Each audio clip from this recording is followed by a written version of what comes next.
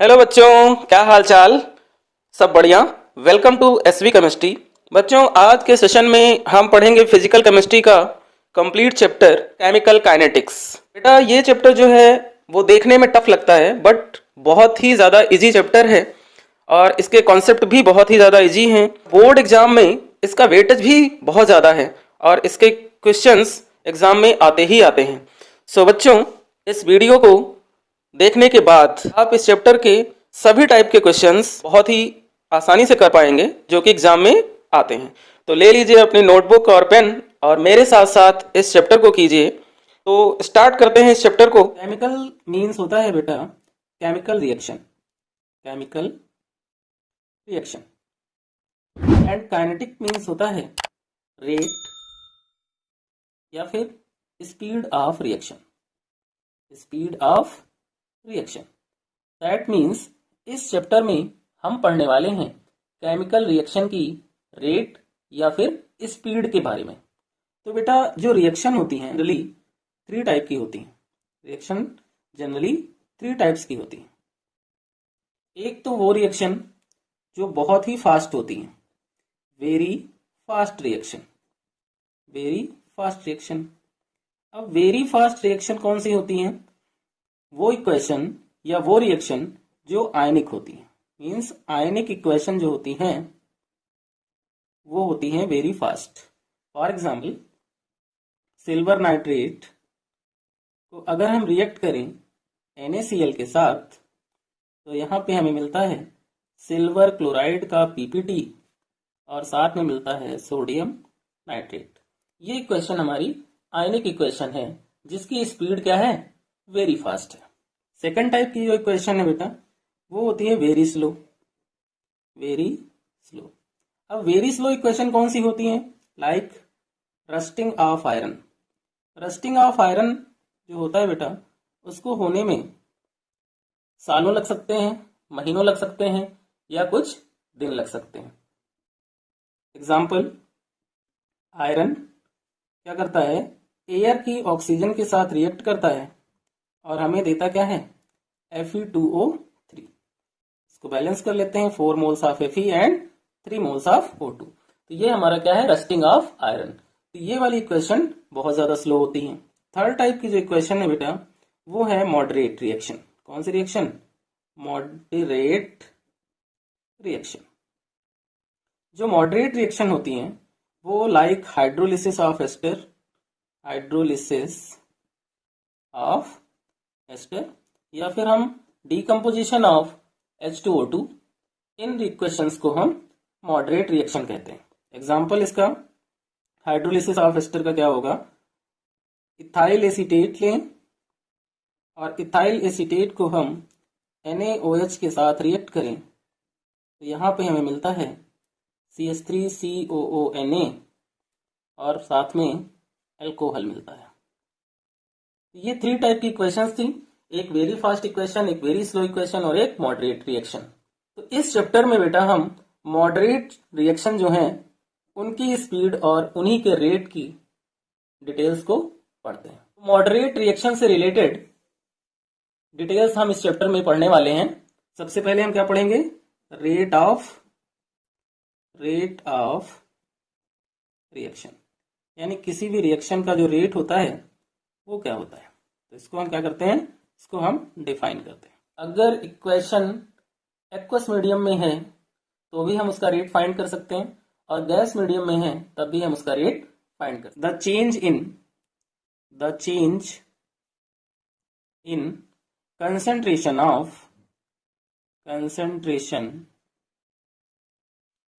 of any reactant or product, with respect to time,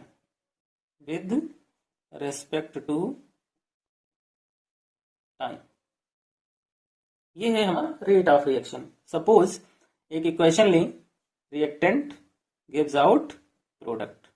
इस reaction में क्या होगा कि रिएक्टेंट से जब प्रोडक्ट की फॉर्मेशन होती है तो रिएक्टेंट की कंसंट्रेशन क्या होती है? डिक्रीज होती है और प्रोडक्ट की कंसंट्रेशन इंक्रीज होती है। तो इस कंडीशन में जो रेट ऑफ रिएक्टेंट होता है, डिक्रीज इन कंसंट्रेशन किसका, रिएक्टेंट का, क्या कहलाता है, रेट ऑफ डिसअपियरेंस। तो इस इक्वेशन के लिए जो रेट ऑफ डिसअपियरेंस होगा बेटा वो क्या होगा, minus delta R by delta T. अब ये माइनस क्यों है, क्योंकि रिएक्टेंट का रेट जो है वो डिक्रीज हो रहा है, और रेट ऑफ अपीयरेंस जो होता है बेटा वो किसका होता है, प्रोडक्ट का। तो प्रोडक्ट की फॉर्मेशन हो रही होती है, उस कंडीशन में उसका कंसंट्रेशन डिक्रीज नहीं होता है, इंक्रीज हो रहा होता है। तो डेल्टा पी अपॉन क्या होगा, डेल्टा टी। और इस होल इक्वेशन के लिए अगर हम रेट ऑफ रिएक्शन को लिखें तो वो होगा minus delta R by delta T equal to delta P by delta T. ये हमारा इस इक्वेशन के लिए रेट ऑफ रिएक्शन हो गया। इस इक्वेशन में क्या है कि जो स्टोकियोमेट्रिक कोफिशिएंट हैं वो रिएक्टेंट एंड प्रोडक्ट के लिए सेम है, इसलिए rate of reaction equal to किसके, रिएक्टेंट के, रिएक्टेंट इक्वल किसके, प्रोडक्ट के। अगर स्टोकियोमेट्रिक कोफिशिएंट सेम ना हो तो स्टोकियोमेट्रिक कोफिशिएंट से डिवाइड करने पर रिएक्टेंट और प्रोडक्ट क्या हो जाते हैं, इक्वल हो जाते हैं। रेट ऑफ रिएक्शन की अगर हम यूनिट की बात करें तो यूनिट क्या होगी बेटा, अगर इक्वेशन हमारी एक्वस मीडियम में है तो कंसंट्रेशन को हम किस में लिखते हैं, मोल पर लीटर में, तो ये हो जाता है मोल लीटर इनवर्स सेकंड इनवर्स। और इक्वेशन अगर गैस फेज में है तो हमारी जो यूनिट हो जाती है वो हो जाती है ATM second inverse. Types of rate of reaction, types of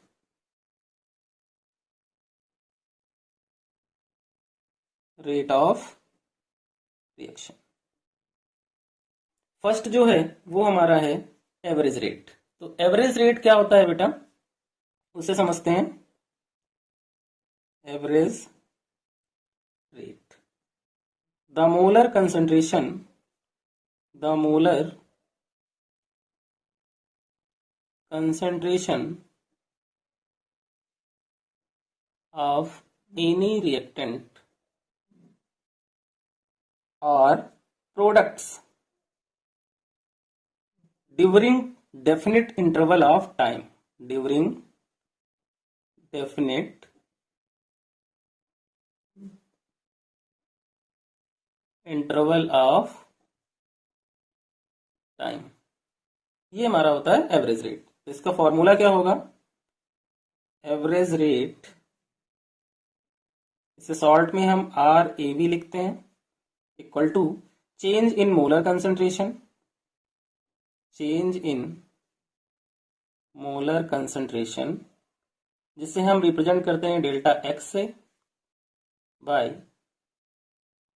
time interval, time interval is denoted by delta T. इससे हम एवरेज रेट को कैलकुलेट कर लेते हैं। एवरेज रेट को हम ग्राफ की हेल्प से समझते हैं, एक हमारा रिएक्टेंट के टर्म में ग्राफ और एक हमारा प्रोडक्ट के टर्म में। तो जो ग्राफ हमने प्लॉट किया है वो है हमारा कंसंट्रेशन वर्सेस टाइम, किसके टर्म में, रिएक्टेंट के। और ये हमारा जीरो टाइम हुआ, time T1 and time T2, और कंसंट्रेशन हमने जो ली वो है C1 एंड C2। रिएक्टेंट के टर्म में क्या होता है बेटा, जब कंसंट्रेशन डिक्रीज हो रही होती है तो टाइम क्या होता है, इंक्रीज। यानी कि जब कंसंट्रेशन हमारी क्या थी, C1 थी, जब कंसंट्रेशन हमारी C1 थी तो टाइम क्या था, T1 था।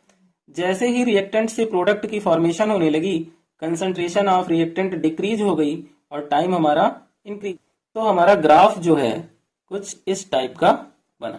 तो रिएक्टेंट के लिए जो एवरेज रेट है वो क्या होता था, minus delta R by delta T.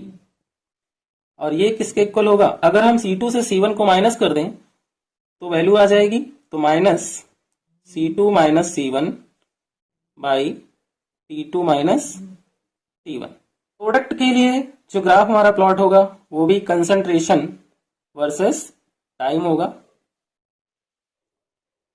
ये क्या हुआ, टाइम T1 और ये टाइम T2।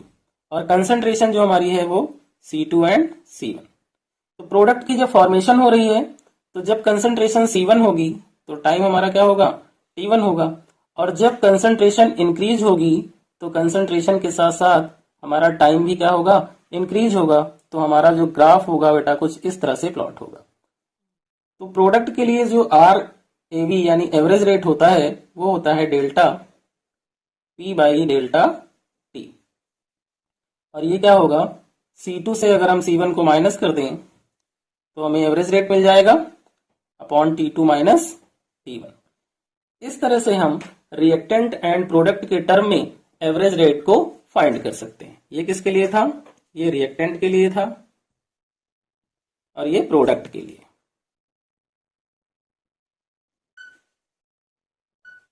सेकंड रेट जो बेटा है हमारा वो है instantaneous rate. Instantaneous rate, instantaneous rate क्या होता है बेटा, the rate of change of concentration, change of concentration of any reactants or products, reactants or products at a particular moment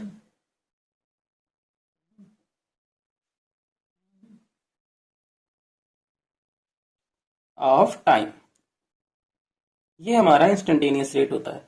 means अगर हम एग्जांपल की हेल्प से समझें इसे तो रिएक्टेंट गिव्स आउट प्रोडक्ट और यहाँ पर जो डेल्टा टी है वो 0 टाइम के लिए क्या होता है, चेंज होता है। इंस्टेंटेनियस रेट में डेल्टा टी जो है वो 0 टाइम के लिए मींस बिल्कुल इंस्टेंट टाइम के लिए क्या होता है, चेंज होता है। इसलिए जो आर इंस्टेंटेनियस है वो रिएक्टेंट के लिए डेल्टा की जगह क्या कन्वर्ट हो जाता है, डी में कन्वर्ट हो जाता है। तो ये बन जाता है dr बाई dt और आर इंस्टेंटेनियस जो प्रोडक्ट के लिए है वो हो जाता है D product by dt। Factor affecting rate of reaction. First factor जो है हमारा वो है कैटलिस्ट। क्या है, कैटलिस्ट। कैटलिस्ट का रेट ऑफ रिएक्शन पे क्या इफेक्ट पड़ता है, तो कैटलिस्ट क्या करता है, जनरली इंक्रीज करता है रेट ऑफ रिएक्शन को। तो कैटलिस्ट, आप लोग भी अपनी नोटबुक और पेन लीजिए और मेरे साथ साथ नोट कीजिए। Catalyst generally increase rate of reaction but in equilibrium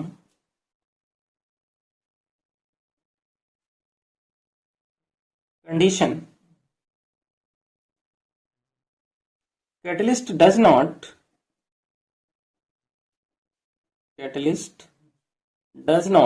change the equilibrium constant। ये हमारा फर्स्ट फैक्टर हुआ। सेकंड फैक्टर कौन सा है बेटा, सेकंड है हमारा nature of reactant. Nature of reactant यानी कि नेचर ऑफ रिएक्टेंट जो है उसका भी इफेक्ट हमारी रेट ऑफ रिएक्शन पे पड़ता है। It depends on the type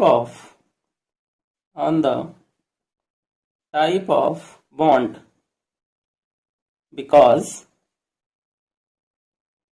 energy of different bond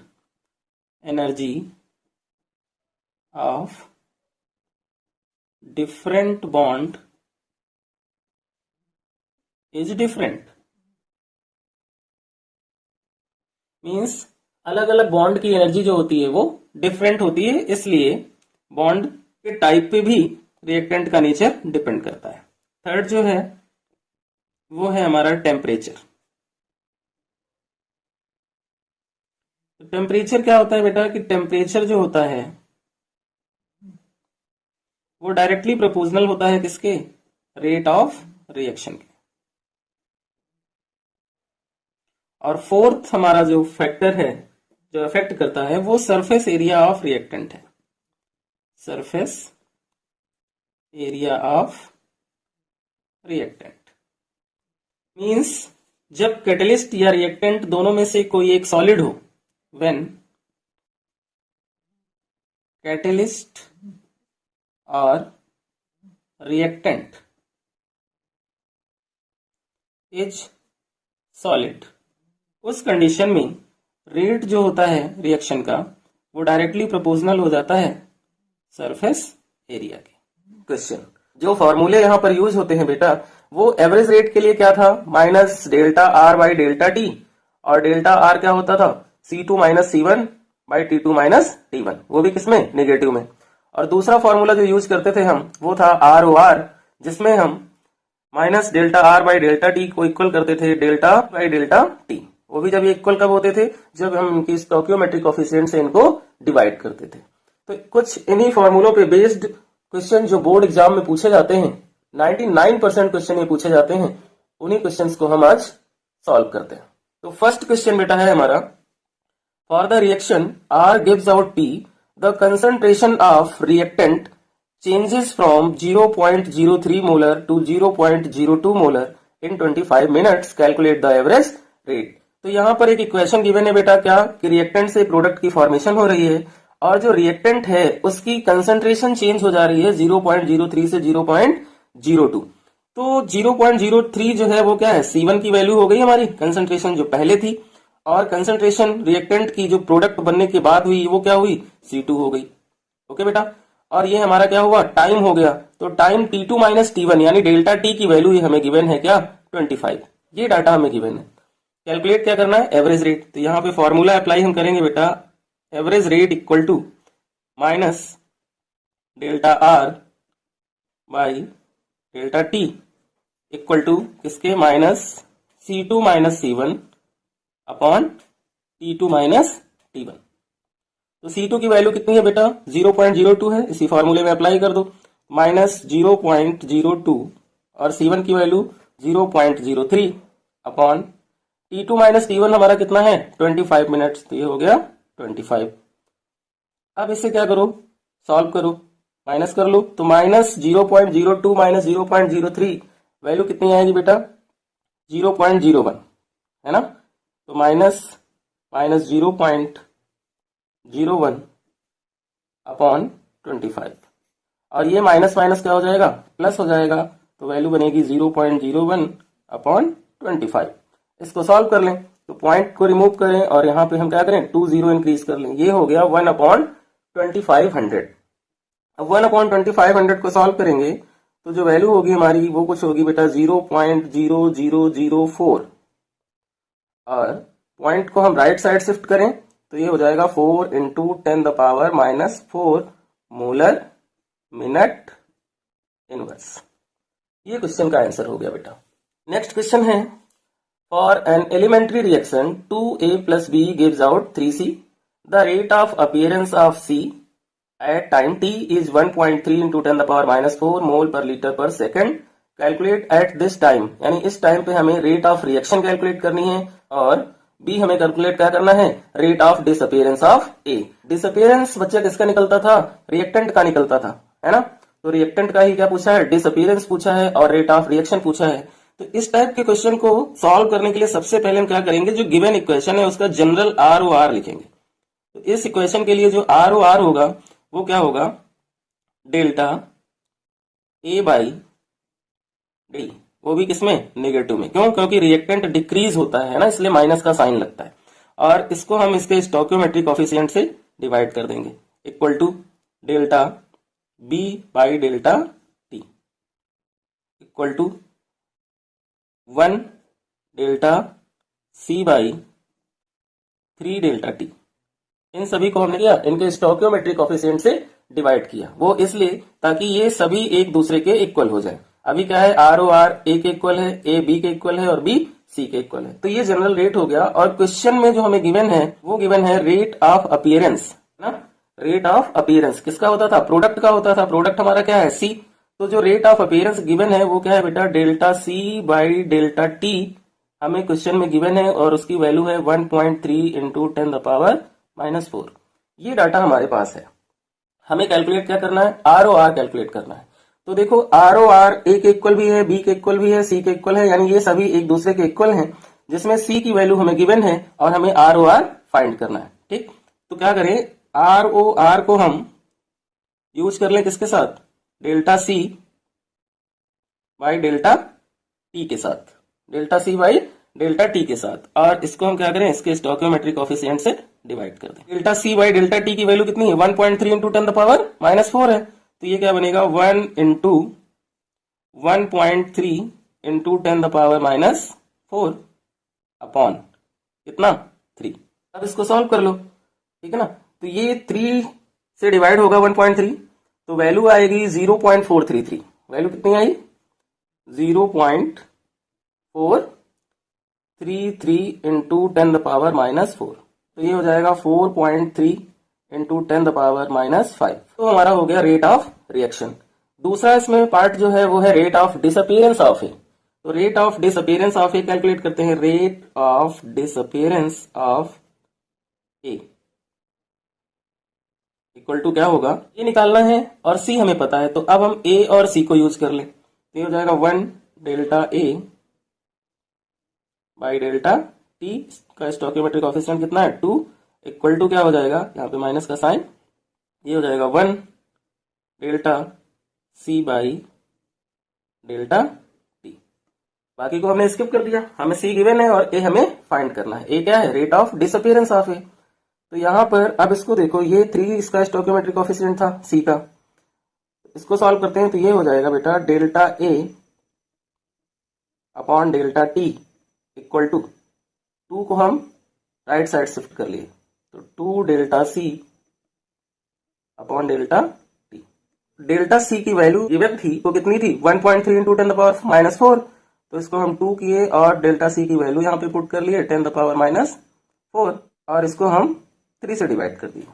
1.3 को 2 से हमने मल्टीप्लाई कर दिया, तो ये हो गया 2.6 इंटू 10⁻⁻⁴ डिवाइडेड बाई 3। इसको सॉल्व करें तो ये हो जाएगा 0.866 इंटू 10⁻⁻⁴। ये बेटा हमारा आंसर हो गया। या फिर हम इसको डेसिमल को राइट साइड शिफ्ट कर लें 1 डिजिट, तो 8.66 इंटू 10⁻⁻⁵, ये इसका बेटा फाइनल आंसर हो गया।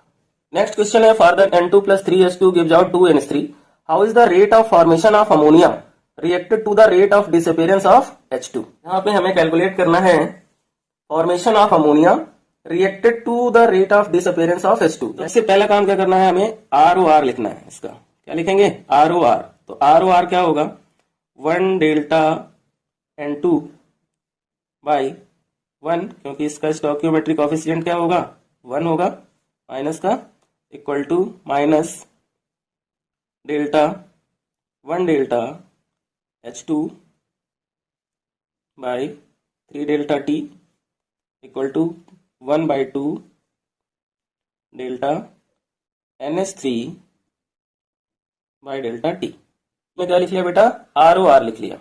NH3 को हमें किससे रिलेट करना है? H2 से रिलेट करना है। तो फिर हम क्या करें? इन्हीं दोनों को यूज कर लें और रिलेशन फाइंड कर लें।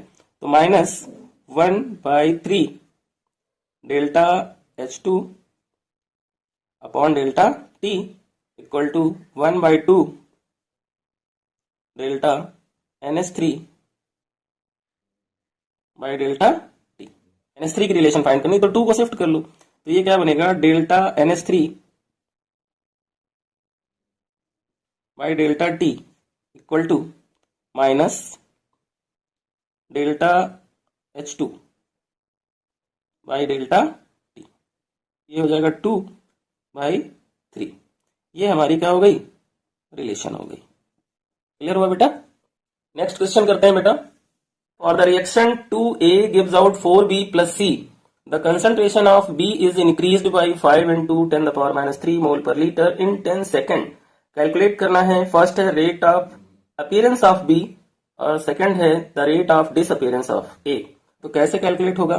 सबसे पहला काम क्या करो बेटा, सबसे पहला काम हमारा जो है वो क्या है, रेट ऑफ रिएक्शन को लिखना क्वेश्चन को सॉल्व करने से पहले। तो ये क्या होगा, 1/2 अभी किसका, माइनस का delta A by delta T equal to 1/4, क्योंकि स्टोइकियोमेट्रिक कोएफिशिएंट से हम डिवाइड करते हैं इक्वल करने के लिए, delta B by delta T equal to 1/1, क्योंकि यहां पर कोई भी स्टोइकियोमेट्रिक कोएफिशिएंट नहीं है तो delta C by delta T. Given है बेटा हमें delta B by delta T given है, कितना है 5 × 10⁻³ मोल पर लीटर। ये वैल्यू हमें क्वेश्चन में गिवन है। फाइंड करने को क्या बोला है, rate of appearance of B. तो फाइंड करते हैं rate of appearance of B. क्या करना है बच्चों, बी को लेना है ना, क्या लेना है बी को, तो बी को ले लें तो क्या होगा 1/4 delta B upon delta T. तो ये हो गया 1/4, बी की वैल्यू कितनी है 5 × 10⁻³ रेट ऑफ अपीयरेंस कैलकुलेट करने के लिए स्टोइकियोमेट्रिक कोएफिशिएंट से डिवाइड करने की जरूरत हमें नहीं है, क्योंकि हमें क्वेश्चन में delta B by delta T की वैल्यू डायरेक्टली गिवन है। डेल्टा टी हमारा है 10 सेकेंड, तो यहाँ पर 10 सेकेंड यूज करेंगे हम, तो ये हो जाएगा 5 × 10⁻³ अपॉन 10, और ये कैंसिल होगा तो 5 × 1 = 5, 5 × 2 = 10, 1/2 × 10⁻³ और ये वैल्यू हो जाएगी 0.5 × 10⁻³ ये हमारा बेटा आ गया rate of appearance of B आ गया। Second, rate of disappearance of A calculate करना है, ठीक है, तो उसको देखते हैं कैसे करेंगे। Rate of disappearance of A calculate करना है, तो ए कैलकुलेट करना है, बी गिवन है, तो ए और बी को यूज कर लें, बाकी को हम क्या कर दें, स्किप कर दें। तो ये -1/2 delta A by delta T equal to 1/4 delta B upon delta T. इन दोनों को हम यूज करेंगे। कैलकुलेट करना है ए, तो ये क्या हो जाएगा delta A by delta T equal to 2 को राइट साइड शिफ्ट करो, 2/4 delta B upon delta T. B by delta T की वैल्यू कितनी है 0.5 × 10⁻³ कैलकुलेट की थी हमने, है ना, तो यहाँ पर वो वैल्यू रख देंगे। तो ये हो जाएगा हमारा 2 × 0.5 × 10⁻³ अपॉन 4, 2 1 2 2 = 4, ये 0.5 बाई कितना आया 2 आ गया, तो 0.5 को 2 से डिवाइड करेंगे तो ये आ जाएगा 2.5 × 10⁻⁴। आप इसे चेक करना, ये आंसर आएगा। ये हमारा क्या हो गया, रेट ऑफ डिसअपीयरेंस हो गया। नेक्स्ट क्वेश्चन क्या है, नेक्स्ट है कि reaction 3A gives out 2B, rate of reaction -dA/dt is equal to, ठीक है, ये क्वेश्चन गिवन है 3A गिव्स आउट 2B और rate of reaction -dA/dt is equal to पूछा है। तो सबसे पहले क्या करो, इसका ROR लिखो, ROR इक्वल टू क्या होगा -1/3 delta A by delta T equal to 1/2 delta B by delta T। Rate of reaction -dA/dt किसके इक्वल है ये बताना है, तो dA, ये dA/dt होगा, डेल्टा की जगह क्या होगा dA/dt, लेकिन इंस्टेंटेनियस रेट के टर्म में है। अब सही से दिख रहा होगा आपको। यहाँ क्या होगा 3 को राइट साइड शिफ्ट कर दो, तो ये बन जाएगा 3/2 dB/dt। ये हमारा रेट ऑफ रिएक्शन जो रिएक्टेंट का होता है उसका साइन निगेटिव होता है, बट जब भी क्वेश्चन सॉल्व करते हैं तो जो आंसर आता है उस आंसर की वैल्यू हम निगेटिव में कभी यूज नहीं करते। Rate expression and rate constant और उसके साथ rate law, order of reaction करने वाले हैं। सबसे पहले हम पढ़ते हैं rate expression and rate constant को। तो बेटा रेट एक्सप्रेशन क्या होता है उसे हम पहले समझते हैं। किसी भी इक्वेशन के लिए रेट एक्सप्रेशन जो होता है वो होती है एक mathematical expression between the rate of chemical reaction and the concentration of reactant। इसको हम बोलते हैं रेट एक्सप्रेशन। जो रेट कांस्टेंट होता है उसे कैसे डिफाइन करते हैं? It is equal to the rate of reaction when concentration of each reactant is 1 molar. ये हो गया बेटा हमारा रेट कांस्टेंट। जो केमिकल इक्वेशन होती है उस केमिकल इक्वेशन में कंसंट्रेशन ऑफ रिएक्टेंट भी टाइम के साथ साथ डिक्रीज होती है। सपोज एक रिएक्शन है A B gives out C D. ये जो small A, small B, small C and small D है, ये क्या है? स्टोकियोमेट्री कोफिशिएंट है। तो अब हमें अगर इस इक्वेशन के लिए रेट लिखना है तो हम 2 टाइप से लिख सकते हैं। एक तो according to law of mass action.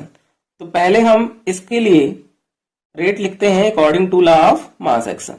According to law of mass action.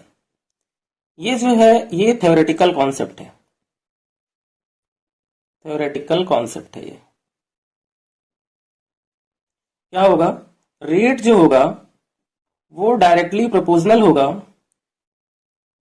Reactant A की पावर ए एंड बी की पावर बी, और रेट इक्वल टू, प्रोपोर्शनलिटी का साइन हटाया, इक्वल टू लगाया और के लिखा, ए की पावर ए एंड बी की power B.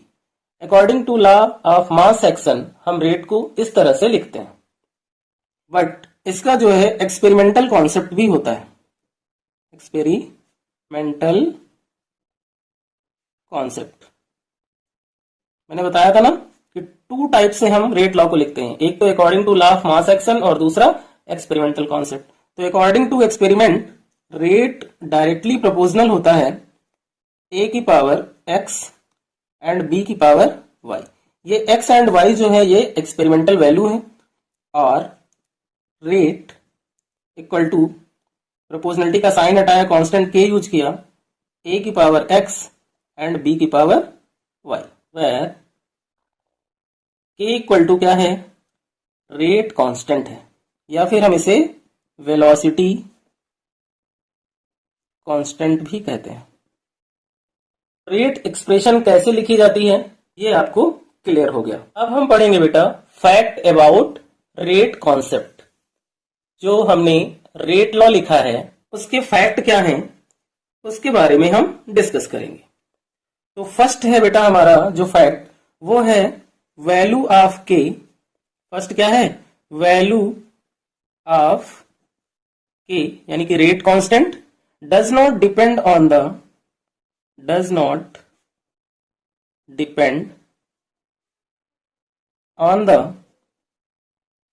concentration of reactant। Rate constant के की जो वैल्यू है वो रिएक्टेंट की कंडीशन पे डिपेंड नहीं करती। सेकंड जो इसका फैक्ट है रेट कांस्टेंट का वो है वैल्यू ऑफ के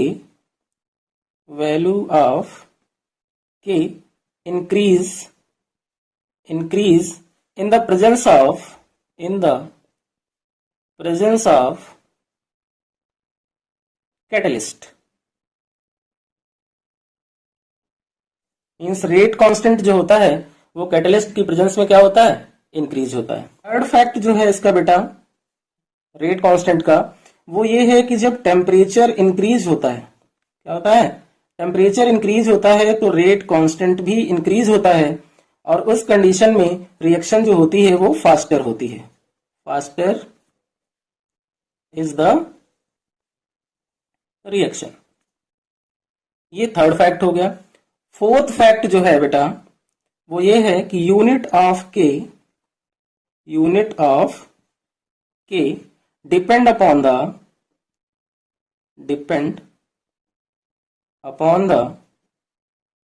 order of reaction. ये 4 फैक्ट हैं रेट कांस्टेंट के।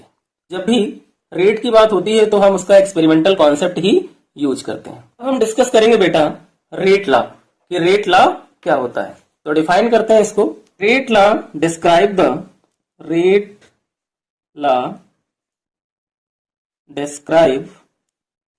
द relationship between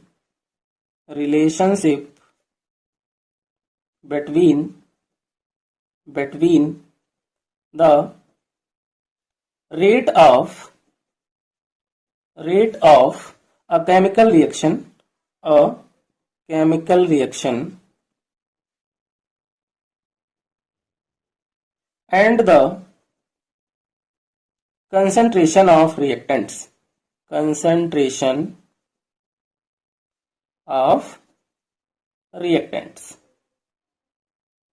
ये हमारी बेटा रेट लॉ की क्या हुई, डेफिनेशन हो गई। एग्जाम्पल की बात करें तो एग्जाम्पल में हमने लिया 2NO एयर की ऑक्सीजन से रिएक्ट करेगा और क्या फॉर्म करेगा 2NO2। अब इस इक्वेशन के लिए हम रेट लॉ लिखते हैं। तो रेट लॉ जो होता है बेटा वो हम 3 टाइप से लिख सकते हैं। कितने टाइप से लिख सकते हैं? 3 टाइप से लिख सकते हैं। First, according to law of mass action, इसके टर्म में लिखेंगे तो क्या होगा, रेट जो होगा वो डायरेक्टली प्रोपोर्शनल होगा NO की पावर 2। दूसरी टर्म में रेट को हम एक्सपेरिमेंटल बेस पे लिखेंगे, एक्सपेरिमेंटल कॉन्सेप्ट के अकॉर्डिंग क्या होगा, rate is directly proportional to NO2। Third type जो रेट हम लिखते हैं वो डिफरेंशियल फॉर्म में लिखते हैं,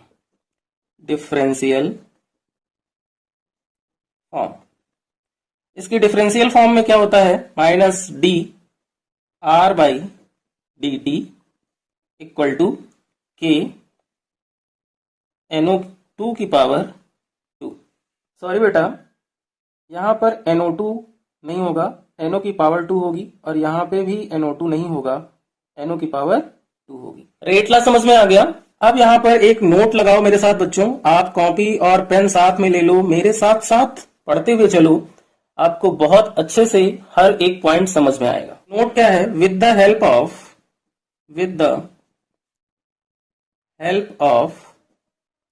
this law it is possible to calculate the rate of reaction at different concentration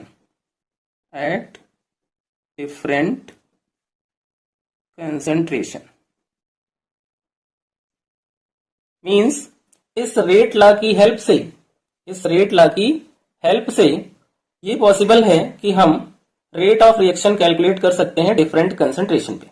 order of reaction क्या होता है, ऑर्डर ऑफ रिएक्शन इसे समझते हैं।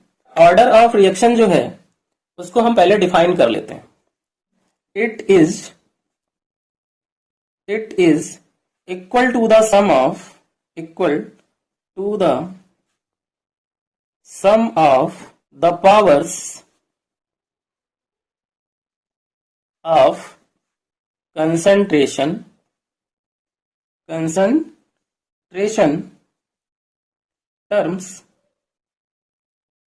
present in the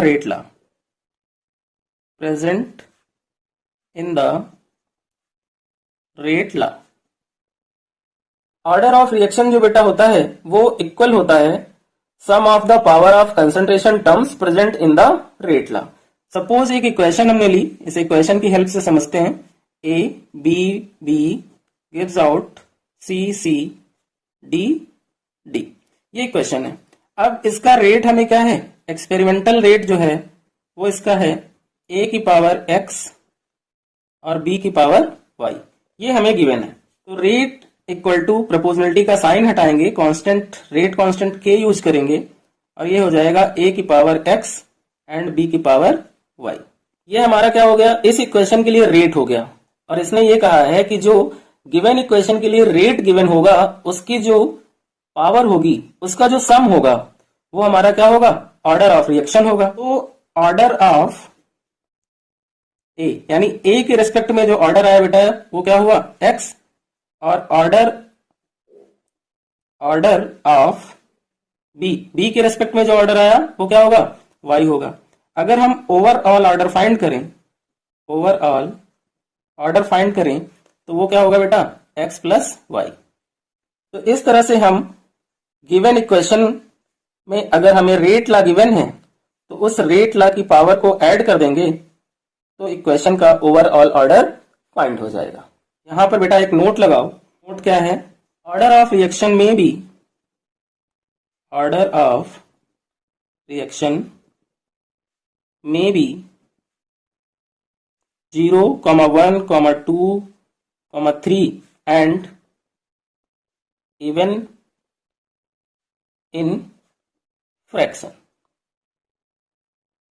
मीन्स जो ऑर्डर ऑफ रिएक्शन है वो 0 भी हो सकता है, 1 भी हो सकता है, 2 भी हो सकता है, 3 भी हो सकता है और फ्रैक्शन में भी हो सकता है। Numerical based on order of reaction and unit of K. The rate constant of a reaction is 3 into 10 the power 2 hour inverse. What is the order of reaction. Means यहाँ पे बेटा हमें गिवन है क्या, 3 into 10 the power 2 hour inverse हमें given है rate constant. और rate constant जब हमें गिवन है उस कंडीशन में हमें ऑर्डर ऑफ रिएक्शन फाइंड करना है। तो इसका आंसर बहुत ही इजी है, थोड़ा सा थिंक करो बेटा और इसका आंसर आ जाएगा। हमने आपको 0 ऑर्डर के लिए, फर्स्ट ऑर्डर के लिए, सेकंड ऑर्डर के लिए क्या लिखवाई थी, यूनिट लिखवाई थी। तो बेटा फर्स्ट ऑर्डर रिएक्शन जो होती थी उसकी यूनिट क्या होती थी, टाइम इनवर्स होती थी। तो टाइम इनवर्स का मीन्स क्या हुआ, हावर इनवर्स या फिर मिनट इनवर्स या फिर सेकंड इनवर्स। तो आंसर जो हमारा होगा बेटा इसका कि ये कौन से ऑर्डर की रिएक्शन होगी, ये होगी first order reaction. First order reaction ये क्या है, आंसर है। हो गया। नेक्स्ट क्वेश्चन करते हैं बेटा। नेक्स्ट क्वेश्चन हमारा, for the reaction 2p plus q gives out as following data is collected, calculate order of reaction। यहां पर हमें डाटा गिवन है, p मोल पर लीटर, q मोल पर लीटर और रेट गिवन है। फर्स्ट डाटा है 6 into 10 the power minus 2, 1 into 10 the power minus 2, 0.0012। और सेकंड p के लिए 6 into 10 the power minus 2, 2 into 10 the power minus 2 और रेट उसके लिए 0.0024। थर्ड के लिए 12 into 10 the power minus 2, 1 into 10 the power minus 2 और रेट क्या होगा 0.0024। ये हमें डाटा गिवन है और क्वेश्चन कह रहा है कि इस डाटे की हेल्प से फाइंड करो कि इसका ऑर्डर ऑफ रिएक्शन क्या होगा। तो इसको सॉल्व करने का मेथड ये है बेटा कि सबसे पहले हम given equation 2p plus q gives out s के लिए लिखें, रेट लिखें। तो इसका रेट क्या होगा, rate equal to k p की पावर a और q की पावर b। ये a और b क्या है, एक्सपेरिमेंटल वैल्यू है। क्या है, एक्सपेरिमेंटल वैल्यू। ये रेट हमने लिख लिया। अब हमें 3 डाटा गिवन है तो हम क्या करें, 3 इक्वेशन बनाए पहले। किसके बेस पे, रेट के बेस पे। तो रेट कितना है फर्स्ट वाली का, फर्स्ट का रेट है 0.0012 इक्वल टू के, पी की वैल्यू कितनी है 6 into 10 the power minus 2 की पावर a, क्यू की कितनी है 1 into 10 the power minus 2 की पावर b। ये हो गई हमारी question number first. Equation number second बनाते हैं हम, 0.0024 ये रेट हो गया इक्वल टू के, पी की value 6 into 10 the power minus 2 की पावर a और क्यू की वैल्यू कितनी है 2 into 10 the power minus 2 की पावर b। ये इक्वेशन नंबर सेकंड हो गई। इक्वेशन नंबर थर्ड, 0.0024 हमें रेट गिवन है, p की वैल्यू कितनी है 12 into 10 the power minus 2 की पावर a और q की वैल्यू कितनी है 1 into 10 the power minus 2 की पावर b। ये गिवन डाटा से बेटा हमने क्या किया, 3 इक्वेशन बना ली। अब हमें फाइंड क्या करना है, हमें फाइंड करना है a और b की वैल्यू। तो यहां पर हम क्या करें, इक्वेशन फर्स्ट को डिवाइड कर दें सेकंड से। Equation first divided by equation second. तो फर्स्ट क्या है 0.0012 इक्वल टू ए 6 इंटू 10⁻² की पावर ए 1 इंटू 10⁻² की पावर बी, और इसको हम डिवाइड करेंगे इक्वेशन नंबर सेकंड से। 0.0024 इक्वल टू पी की वैल्यू 6 इंटू 10⁻² की पावर ए और क्यू की वैल्यू 2 इंटू 10⁻² की पावर बी। अब यहाँ पे जो कैंसिल होने वाला है उसे हम कैंसिल करेंगे। तो 12 1 जा 12, 12 2 जा 24, के से के कैंसिल हो गया, और ये 6 इंटू 10⁻² की पावर ए से 6 इंटू 10⁻² की पावर ए कैंसिल हो गई। यहाँ पे 10⁻² और 10⁻² कैंसिल हो गया। तो यहाँ रिमेनिंग क्या बचा बेटा 1/2 इक्वल टू 1/2 की पावर बी। इसकी पावर बी है और इसकी पावर कितनी होगी 1, ये हुआ।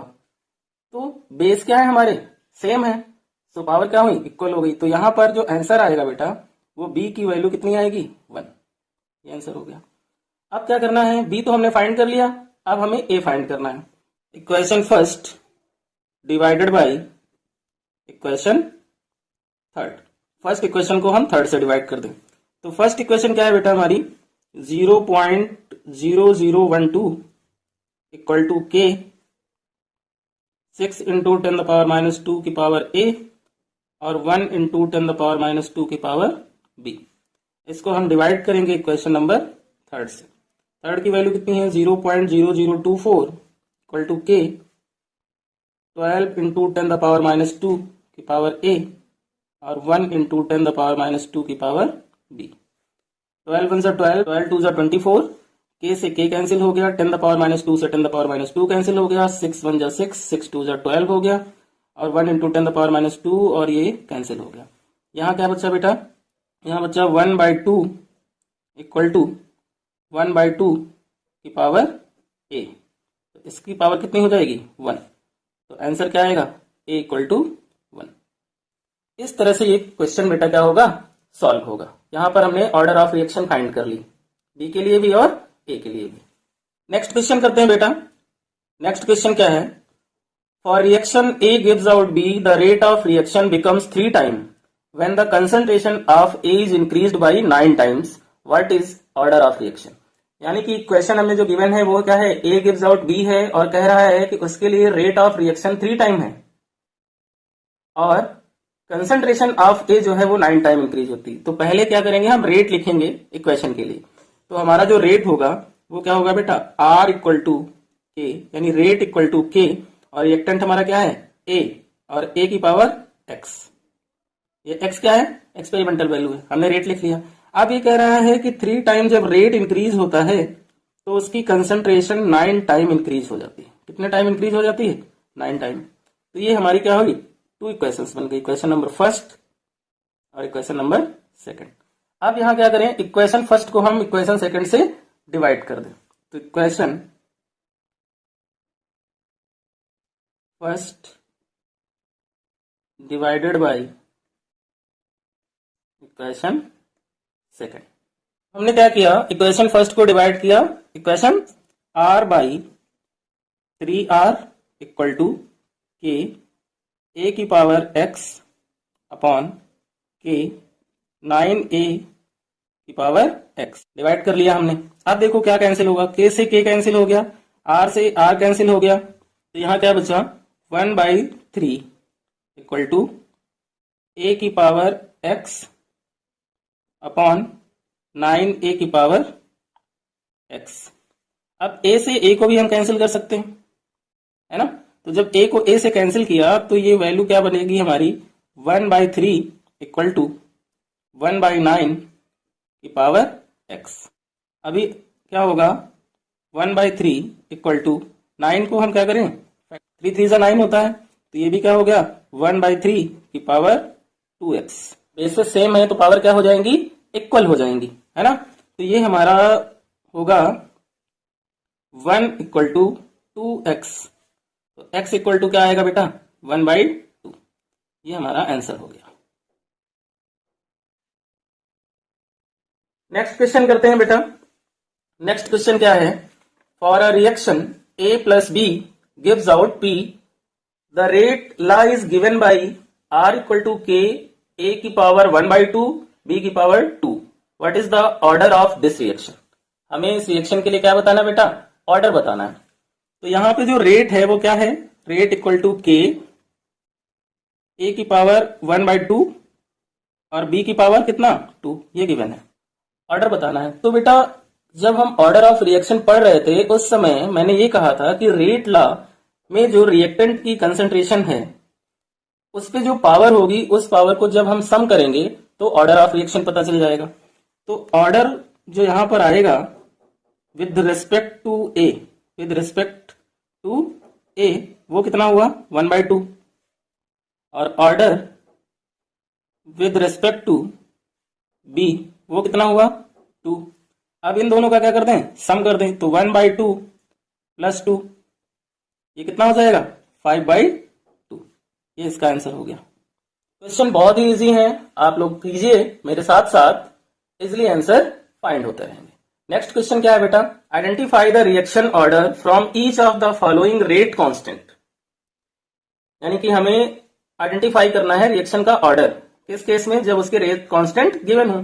तो फर्स्ट क्या है? Rate constant K equal to 2.3 into 10 the power -5 litre mole inverse second inverse. और दूसरा क्या है? K equal to 3.0 into 10 the power -4 second inverse. बेटा यहाँ फर्स्ट में यूनिट जो गिवन है वो litre mole inverse second inverse है ना? तो यूनिट अगर आपको याद होगी तो litre mole inverse second inverse जो होती थी वो किसकी होती थी? सेकंड ऑर्डर की होती थी। किसकी होती थी? सेकंड ऑर्डर रिएक्शन की होती थी। इसका आंसर तो फाइंड हो गया। दूसरे वाले को चेक करो, यहां क्या है? सेकंड इनवर्स है। तो सेकंड इनवर्स किसकी होती थी बेटा? सेकंड इनवर्स फर्स्ट ऑर्डर की होती थी। Integrated rate expression for zero order reaction. बेटा जीरो ऑर्डर रिएक्शन में जो रिएक्शन का रेट होता है वो रिएक्टेंट की कंसंट्रेशन पे डिपेंड नहीं करता। दैट मीन्स ऐसी इक्वेशन जिनमें रिएक्शन का रेट रिएक्टेंट की कंसंट्रेशन पे डिपेंड ना करे वो जीरो ऑर्डर रिएक्शन होती है। सपोज बेटा A गिव्स आउट P, हमारी ये ऑर्डर रिएक्शन है। इसके लिए n की वैल्यू क्या है? 0 है। इसका डिफरेंशियल रेट लॉ लिखते हैं। क्या लिखेंगे? Differential rate law. Differential rate law, differential rate law जो होगा वो होगा rate equal to minus dA/dt। Rate law लिखते हैं। रेट लॉ इसका क्या होगा? Rate equal to constant K, reactant हमारा A है और रिएक्शन हमारी जीरो ऑर्डर की है तो A की पावर 0।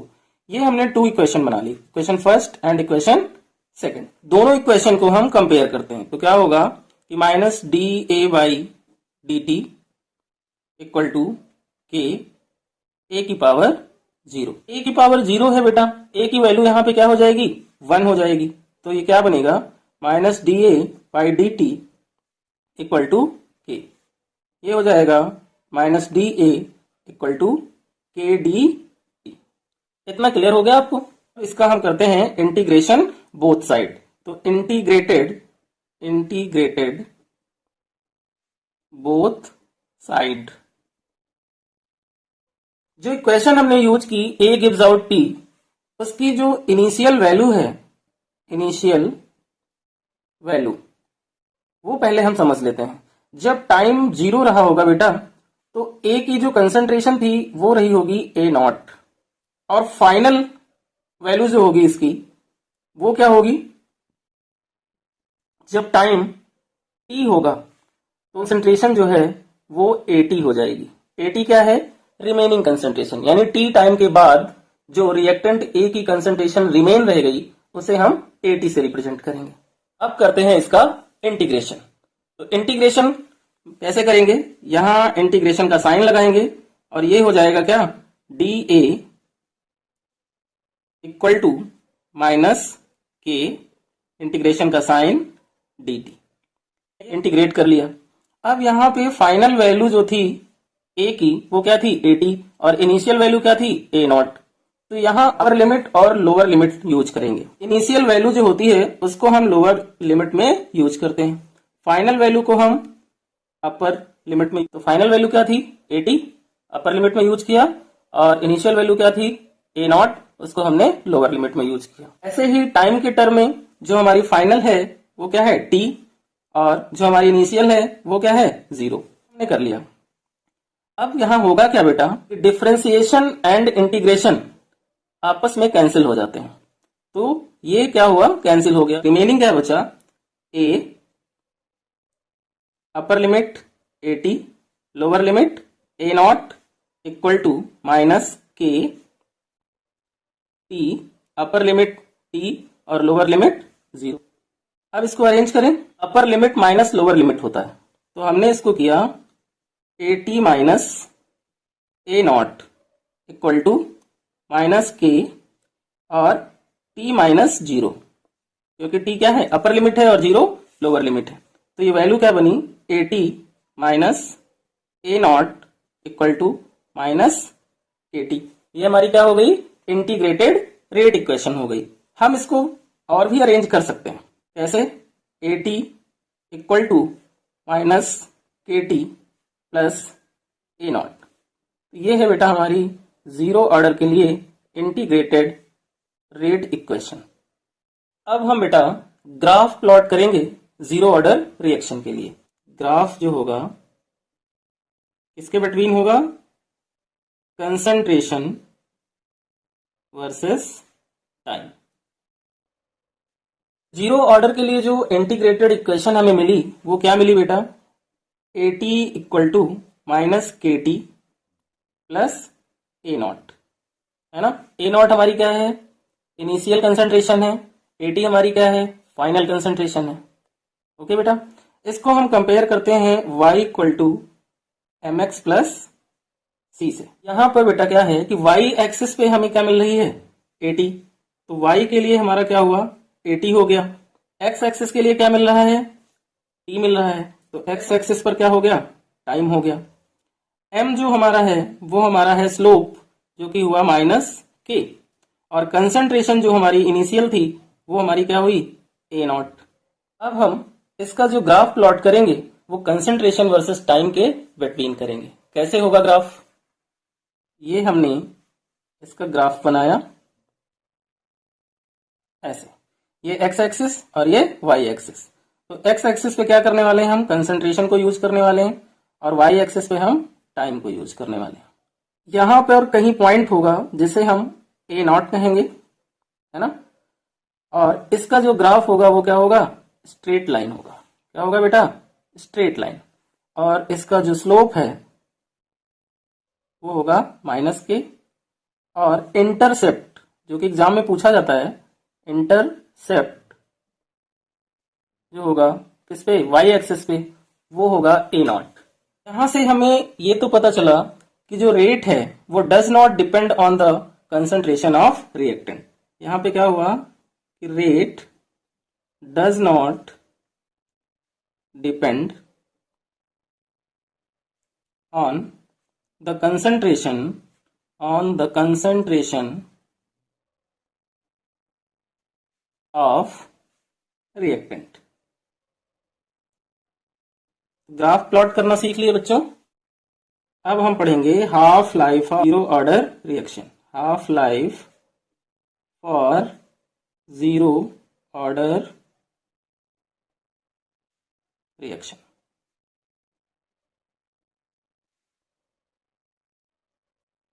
अब हम क्या पढ़ने वाले हैं बेटा, half life for zero order reaction पढ़ने वाले हैं। तो हाफ लाइफ होती क्या है सबसे पहले वो समझ लेते हैं हम। When concentration of a reactant, when concentration of a reactant is reduced to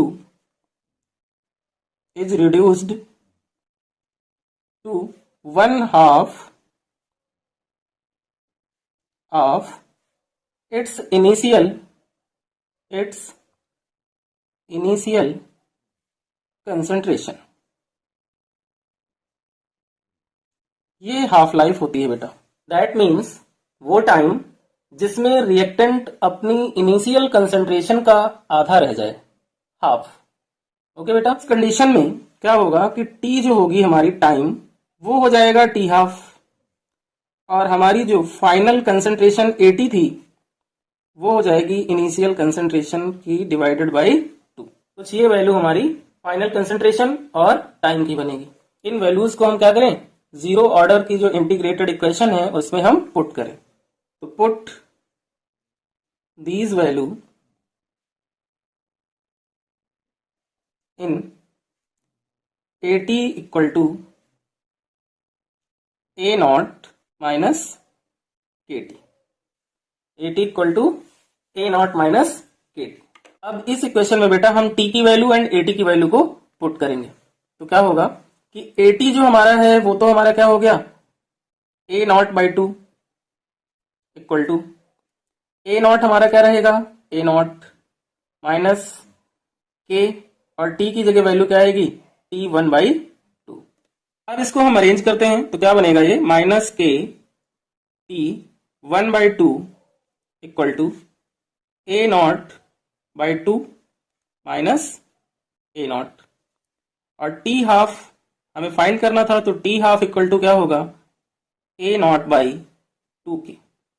ये हमारा हो गया जीरो ऑर्डर के लिए T हाफ। क्लियर हो गया बेटा। यहां पर एक कंक्लूजन हमें मिला, वो कंक्लूजन क्या है कि जो T हाफ है वो डायरेक्टली प्रोपोर्शनल है किसके, A नॉट के, और T हाफ जो है वो इनवर्सली प्रोपोर्शनल है रेट कांस्टेंट के। इन पे भी बेटा मल्टीपल चॉइस में short question, very short question भी आते हैं, इसलिए आपको ये भी पता होना चाहिए। तो यहां पर एक नोट करके ये लिख सकते हैं। अब हम करते हैं जीरो ऑर्डर रिएक्शन पे बेस्ड न्यूमेरिकल। तो क्वेश्चन क्या है बेटा कि the rate constant of a zero order reaction in A is 0.003 mole litre inverse second inverse, यानी कि हमें यहाँ क्या गिवन है, रेट कांस्टेंट गिवन है। How long will it take for the initial concentration of A to fall from 0.10 molar to 0.0075 molar. तो क्या क्या डाटा हमें यहाँ पे गिवन है बेटा, यहाँ पे एक तो हमें के गिवन है, के की वैल्यू कितनी है 0.003 है। दूसरा हमें क्या गिवन है, ए नॉट गिवन है, ए नॉट की वैल्यू कितनी है 0.10 है। और थर्ड हमें डाटा जो गिवन है वो AT गिवन है। ये T बेटा सफिक्स में है ना, T क्या है, सफिक्स में, जैसे A में नॉट सफिक्स में है वैसे AT में T सफिक्स में है। ये हो गया हमारा कितना 0.0075। हमारा जो फॉर्मूला था वो क्या था, वो था AT equal to minus KT plus A naught, यही फॉर्मूला था हमारा। इसको हम रीअरेंज करें तो और करके ऐसे भी लिख सकते हैं कि AT equal to A naught minus KT। T जो है क्या है, सफिक्स में है, तो ये हो गया। अब इसे हम ऐसे भी लिख सकते हैं कि AT minus A naught equal to minus KT। इसको हमने ऐसे लिख लिया, AT minus A naught upon क्या हो जाएगा, माइनस K इक्वल टू किसके, T के। तो यहां से हम फॉर्मूला ये भी बना सकते हैं कि T equal to A naught minus AT upon K। थोड़ा सा हमने क्या किया है, जीरो ऑर्डर इक्वेशन को सिंप्लीफाई किया है और उससे हमने ये फॉर्मूला बनाया। फॉर्मूला हमने सिंप्लीफाई करके बना लिया, तो इस फॉर्मूले में हम वैल्यू पुट कर देंगे। वैल्यू क्या होगी, T हमारा फाइंड करना है हमें, इक्वल टू A नॉट की वैल्यू कितनी है 0.10 है, माइनस AT की वैल्यू कितनी है 0.0075 है, अपॉन K की वैल्यू कितनी है 0.003 है। इसको जब हम सॉल्व करेंगे बेटा तो जो हमारी वैल्यू होगी वो आएगी 8.3 सेकेंड। सॉरी बेटा, जो वैल्यू होगी वो आएगी 30.83 second. Integrated rate equation for first order reaction. First order reaction वो रिएक्शन होती है जिनमें रेट रिएक्टेंट की कंसंट्रेशन पर डिपेंड करता है। इक्वेशन है A गिव्स आउट P, ये है फर्स्ट ऑर्डर रिएक्शन इसके लिए n की वैल्यू क्या है बेटा 1 है। जब टाइम हमारा क्या था 0 था उस समय A की कंसंट्रेशन जो थी वो स्मॉल a थी और प्रोडक्ट फॉर्म नहीं हुआ था तो इसकी कंसंट्रेशन क्या थी 0। आफ्टर टी टाइम प्रोडक्ट हमें क्या मिला x मिला तो रिएक्टेंट A की कंसंट्रेशन क्या हो गई A माइनस x हो गई। अब हम इसका लिखेंगे डिफरेंशियल रेट। डिफरेंशियल रेट तो डिफरेंशियल रेट क्या होगा बेटा, रेट जो है फर्स्ट ऑर्डर रिएक्शन का वो किस पे डिपेंड करता है रिएक्टेंट की कंसंट्रेशन पे। तो ये बनेगा dx by D T equal to K और रिएक्टेंट हमारा A है फर्स्ट ऑर्डर रिएक्शन है इसलिए उसकी पावर 1। ये तो डिफरेंशियल फॉर्म में हो गया। अब रेट लिखते हैं तो रेट इक्वल टू क्या होगा के रिएक्टेंट की पावर 1। इसे सॉल्व करते हैं तो ये क्या होगा dx by D T equal to K और रिएक्टेंट की कंसंट्रेशन क्या हुई टी टाइम के बाद A माइनस एक्स। ये क्या बनेगा बेटा dx upon A minus X equal to K D T. K D T को हमने इक्वल टू के राइट साइड शिफ्ट कर लिया और A माइनस एक्स को हमने dx by A minus X कर लिया। अब हम करेंगे इंटीग्रेशन बोथ साइड। तो इंटीग्रेटेड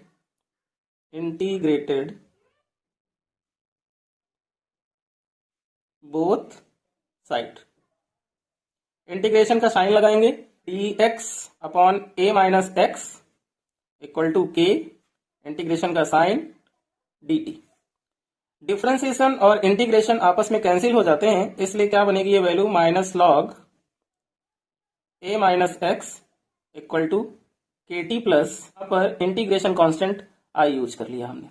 अब क्या करना है व्हेन x इक्वल टू 0 हो और t इक्वल टू 0 हो तो हम I की वैल्यू फाइंड कर सकते हैं। तो ये बनेगा minus log A minus 0 equal to K into 0 plus I equal to क्या आएगा माइनस लॉग ए। ये हमारी आई की वैल्यू आ गई। फिर से समझ लेते हैं एक बार। ये क्या था dx upon A minus X equal to K integration का साइन dt। डिफरेंशिएशन से इंटीग्रेशन कैंसिल हो गया तो ये वैल्यू क्या बनी minus log A minus X equal to K T plus I क्या है इंटीग्रेशन कांस्टेंट है। व्हेन x इक्वल टू 0 और इक्वल टू हमने 0 कर दिया तो क्या बना कि minus log A minus x की वैल्यू 0 रख the equal to K T की वैल्यू 0 प्लस आई। तो यहां से I की वैल्यू बेटा क्या हुई फाइंड हो गई तो I इक्वल टू क्या बना माइनस लॉग A बन गया। वैल्यू ऑफ I को अब हम इक्वेशन नंबर फर्स्ट में पुट करेंगे। तो put the value of I equation number first.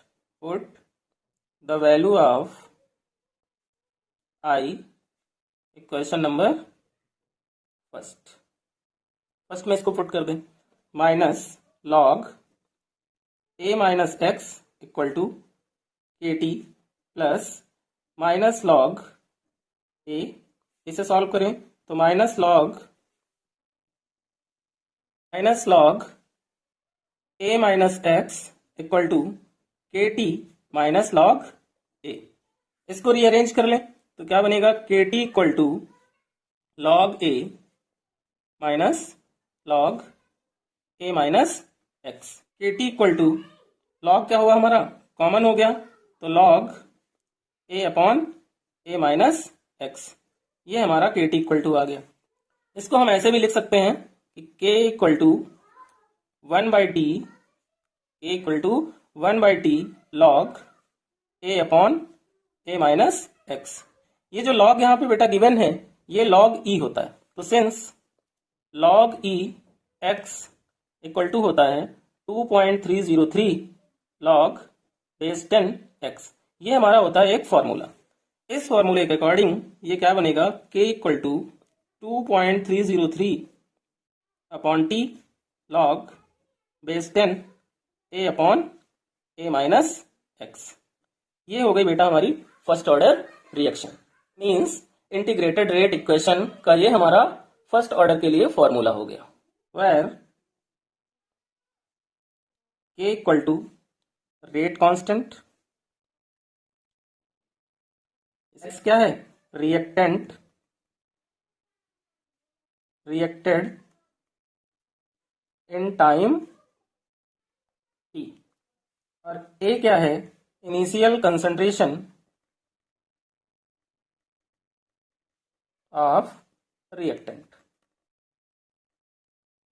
अब हम integrated rate equation for first order करेंगे गैस फेज के लिए, कि जब इक्वेशन गैस फेज में हो तो वहां पर रेट कांस्टेंट को कैलकुलेट करने के लिए कौन सा फॉर्मूला होगा। यानी कि जैसे डिकम्पोजिशन होता है KCl5 का, या फिर अदर कोई इक्वेशन हो, तो उस कंडीशन में हम रेट कांस्टेंट कैसे फाइंड करेंगे। फर्स्ट जो फॉर्मूला था बेटा वो क्या था, K = 2.303 upon T log base 10 A-x होता था। लेकिन यहां पे क्या होगा, PI upon PA, since PA equal to क्या, PI माइनस PT। क्या होगा यहाँ पे कि K equal to 2.303 upon T log, ये क्या हो गया, बेस 10, और PI रहे, PA की जगह पे हम क्या लिख सकते हैं, PA इक्वल टू क्या होता है, 2PI माइनस PT। तो यहाँ पर हम यूज कर सकते हैं 2PI minus PT।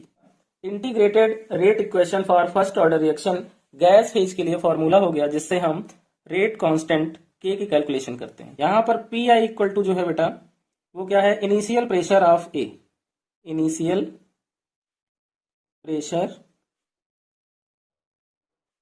Of A यानी कि रिएक्टेंट, और PA इक्वल टू क्या है, partial pressure of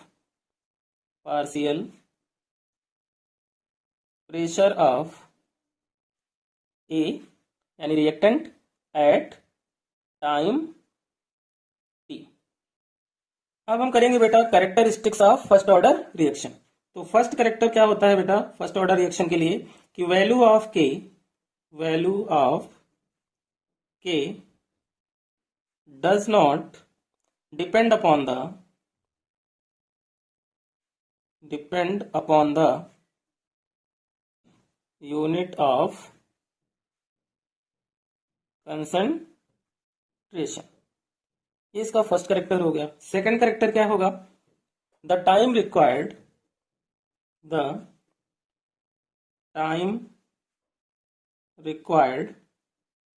to complete a first order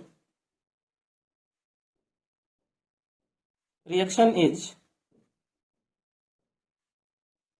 infinite. और थर्ड कैरेक्टर इसका क्या होगा कि द रिएक्शन डज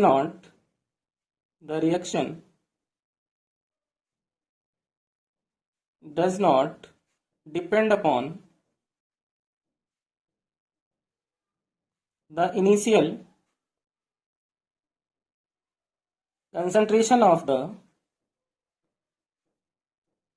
reactant। अब हम सीखेंगे बेटा फर्स्ट ऑर्डर रिएक्शन पे बेस्ड ग्राफ, कि कौन से ग्राफ हैं जो एग्जाम में पूछे जाते हैं, चाहे वो मल्टीपल चॉइस क्वेश्चन हो या फिर 1 मार्क्स का अदर क्वेश्चन हो। तो फर्स्ट ग्राफ है बेटा हमारा log A वर्सेस टाइम, जिसमें x एक्सिस पे टाइम और y एक्सिस पे log A यूज करते हैं, और ये स्ट्रेट लाइन ग्राफ हमारा बनता है। स्लोप इसका -k/2.303 होता है। और सेकंड ग्राफ जो बेटा है हमारा वो है ln A वर्सेस टाइम्स में टाइम x एक्सिस पे और y एक्सिस पे ln A, ये भी स्ट्रेट लाइन होता है। और थर्ड ग्राफ बेटा हमारा है रेट वर्सेस कंसंट्रेशन, जिसमें कंसंट्रेशन x एक्सिस पे और रेट y एक्सिस पे, ये भी हमारा स्ट्रेट लाइन ग्राफ होता है। ये 3 टाइप के ग्राफ हैं जो बोर्ड एग्जाम में अक्सर पूछे जाते हैं। तो वहां पर आपको ग्राफ आइडेंटिफाई कर लेना है और उसे बना देना है, या फिर मल्टीपल चॉइस है तो टिक कर लेना है। अब हम करेंगे बेटा half life for first order reaction. Half life for first order reaction. Half life क्या होती है बेटा, हमने जीरो ऑर्डर रिएक्शन जो पढ़ी थी उसमें आपको एक्सप्लेन किया था कि हाफ लाइफ क्या होती है। मीन वो टाइम जिसमें कोई रिएक्टेंट अपनी इनिशियल कंसंट्रेशन का हाफ रह जाता है उसे हम हाफ लाइफ बोलते हैं। तो यहाँ पे बेटा क्या है कि T जो होगा वो क्या हो जाएगा, T 1/2 हाफ हो गया, और x की वैल्यू जो होगी वो क्या हो जाएगी, इनिशियल कंसंट्रेशन डिवाइडेड बाई 2, या फिर हम इसको ऐसे लिख सकते हैं कि A - x equal to A/2। अब फर्स्ट ऑर्डर इक्वेशन का फॉर्मूला क्या था, K equal to 2.303 upon T log base 10 A upon A - x। इस फॉर्मूले में हम इन वैल्यू को पुट कर देंगे। k इक्वल टू 2.303, टी की जगह पे क्या आ जाएगा, टी हाफ लॉग a, और a माइनस एक्स की जगह क्या होगा, a/2। इसको हम ऐसे भी लिख सकते हैं, k equal to 2.303 upon T 1/2 log a into 2 upon a से a कैंसिल हो गया। यहाँ क्या बचा, k equal to 2.303 upon T 1/2 या टी हाफ और log 2 की वैल्यू कितनी होती है, 0.3010। तो ये क्या बनेगा, k equal to 2.303 upon T half into 0.3010। ये क्या होगा, ये होगा बेटा हमारा मल्टीप्लाई। तो हम इसको मल्टीप्लाई कर लें, तो मल्टीप्लाई करने के बाद जो वैल्यू आएगी वो क्या होगी, k equal to 0.693 upon T half, और ये टी हाफ इक्वल टू क्या बनेगा, 0.693 अपॉन k। ये हमारा हो गया बेटा फर्स्ट ऑर्डर रिएक्शन के लिए हाफ लाइफ का फॉर्मूला। यहाँ पर हमें एक चीज और पता चली कि जो टी हाफ है वो does not depend upon initial concentration, यानी टी हाफ जो है वो रिएक्टेंट की इनिशियल कंसंट्रेशन पे डिपेंड नहीं करता है। Numerical based on first order reaction. First order reaction का जो फॉर्मूला होता था बेटा वो होता था k equal to 2.303 upon T log a upon a minus X, और फर्स्ट ऑर्डर की हाफ लाइफ का जो फॉर्मूला था वो था T half equal to 0.693 upon k, और गैस फेज के लिए जब क्वेश्चन में प्रेशर गिवन हो उसके लिए फॉर्मूला था k equal to 2.303 upon T log P I upon 2p minus P. इन्हीं तीन फॉर्मूलों पे बेस्ड आज हम क्वेश्चन करेंगे, और वो क्वेश्चन करेंगे जिस टाइप के क्वेश्चन बोर्ड एग्जाम में पर ईयर पूछे जाते हैं। क्वेश्चन नंबर फर्स्ट है, अ first order reaction 75% completed in 60 minutes, find the half life of this reaction। एक फर्स्ट ऑर्डर रिएक्शन है जो 75% कंप्लीट हो जाती है 60 मिनट में, तो उसका हमें क्या फाइंड करना है, हाफ लाइफ फाइंड करना है। फॉर्मूला अप्लाई करेंगे, k equal to 2.303 upon T log a upon a minus X. अब ये फॉर्मूला क्यों अप्लाई किया हमने पहले, क्योंकि हमें हाफ लाइफ फाइंड करनी है। तो हाफ लाइफ बेटा तभी निकलती है जब हमें k पता हो, और k फाइंड करने के लिए हम फर्स्ट ऑर्डर इक्वेशन का फॉर्मूला यहाँ पर अप्लाई करेंगे। 75% कंप्लीटेड इन 60 मिनट, तो इनिशियल वैल्यू जो होती है बेटा जब परसेंटेज गिवन हो तो 100 हो जाती है, और a माइनस एक्स की वैल्यू जो होगी वो होगी 100 माइनस कितना 75, तो कितनी आ गई है 25। टाइम कितना गिवन है हमें, 60 मिनट गिवन है, और फाइंड हमें क्या करना है, हाफ लाइफ फाइंड करनी है। तो हाफ लाइफ से पहले हम क्या फाइंड करेंगे, k फाइंड करेंगे, देन हम क्या करेंगे, t हाफ लाइफ फाइंड कर लेंगे। तो k equal to 2.303 upon 60 log 100 upon 25। इसको कैंसिल कर दें, 1 टाइम और ये 4 टाइम, कितना आ गया log 4। तो k equal to 2.303 upon 60 log 4 की वैल्यू कितनी होती है 0.6020। k equal to 2.303 upon 60 into क्या हो जाएगा 0.6020। अब हम 2.303 को 0.6020 से मल्टीप्लाई कर लें और 60 से डिवाइड कर दें, तो इसका जो मल्टीप्लीकेशन आएगा बेटा वो आएगा 1.3864, और इसे हम 60 से डिवाइड कर देंगे। तो जब 60 से डिवाइड करेंगे तो k की वैल्यू कितनी आएगी 2.023। आप चाहो तो यहाँ पर इसे कट कर सकते हो पहले, उसके बाद मल्टीप्लाई करके फिर डिवाइड कर सकते हो। तो यहाँ पर k हमने बेटा फाइंड कर लिया। अब हम t हाफ इजिली फाइंड कर सकते हैं। तो t हाफ इक्वल टू क्या होता है 0.693 अपॉन k, तो ये हो जाएगा 0.693 अपॉन 0.023। इसको डिवाइड कर लें, पॉइंट से पॉइंट रिमूव कर दें, तो ये जो आंसर आएगा इसका 0.13 मिनट इसका आंसर होगा बेटा। कि टी हाफ जो था हमारा वो कितना आया 30.13 मिनट। अब करते हैं बेटा हम नेक्स्ट क्वेश्चन। तो नेक्स्ट क्वेश्चन क्या है बेटा, a first order reaction is 20% complete in 20 minute, calculate the time taken for the reaction to go to 80% completion. Means 20% reaction complete होती है 20 मिनट में, तो 80% रिएक्शन कितने टाइम में कंप्लीट होगी हमें ये फाइंड करना है। सबसे पहले हमें डाटा लिखना है। तो a की वैल्यू कितनी हो गई, 100 हो गई क्योंकि परसेंट में है। और a माइनस एक्स कितना हुआ, 100 माइनस 20 तो 80 आ गया। टाइम कितना है, 20 मिनट है। ये हमें गिवन है कि हमारा क्या होगा, फाइंड हो जाएगा। फॉर्मूला अप्लाई करें, k equal to 2.303 upon T log a upon a minus X. ये हो जाएगा k इक्वल टू 2.303 और टाइम है हमारा 20 मिनट, लॉग a की वैल्यू 100 हो जाएगी और a माइनस एक्स की वैल्यू 80 हो जाएगी। इसे कैंसिल कर लें, 4 और ये 5, log 5/4। a equal to 2.303 upon 20 log 5 minus log 4। ये हो गया बेटा। अब लॉग 5 की वैल्यू हमें पता होनी चाहिए। तो log 5 की वैल्यू होती है 0.6989।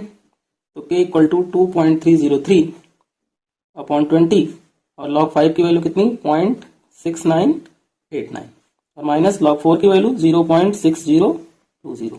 इसमें से इसको हम माइनस कर लें तो k equal to 2.303 into minus किया तो कितना आया, 0.0969 0.0969 अपॉन 20। ये वैल्यू बेटा हमारी बन गई। अब इसको हम मल्टीप्लाई कर लें और मल्टीप्लाई करके सॉल्व कर लें। तो जब मल्टीप्लाई करेंगे तो वैल्यू क्या बनेगी बेटा, 0.223167 अपॉन 20। तो के जो हमारा आएगा बेटा वो आएगा 0.01115। ये हमारी के की वैल्यू आ गई। अब हमें फाइंड करना है टाइम कि 80% रिएक्शन कितने टाइम में कंप्लीट हो जाएगी। तो 80% है तो a की वैल्यू अगेन कितनी हो गई, 100। a माइनस एक्स कितना हो गया, 100 माइनस 80 20। और हमें फाइंड क्या करना है, टाइम, और k हमारे पास है। तो फॉर्मूला फिर से फर्स्ट ऑर्डर रिएक्शन का अप्लाई होगा। तो t इक्वल टू 2.303 और k की वैल्यू कितनी आई, 0.0115 लॉग 100 अपॉन 20। ये कैंसिल हो गया, ये हो गया log 5। तो t इक्वल टू क्या हुआ, 2.303 अपॉन 0.0115 इंटू log 5 की वैल्यू कितनी थी बेटा, 0.6989। अब इसको हम मल्टीप्लाई करें तो जब मल्टीप्लाई करेंगे तो 1.6095667 कुछ ये वैल्यू आएगी इसकी, जिसको हम 0.0115 से क्या करेंगे, डिवाइड कर लेंगे।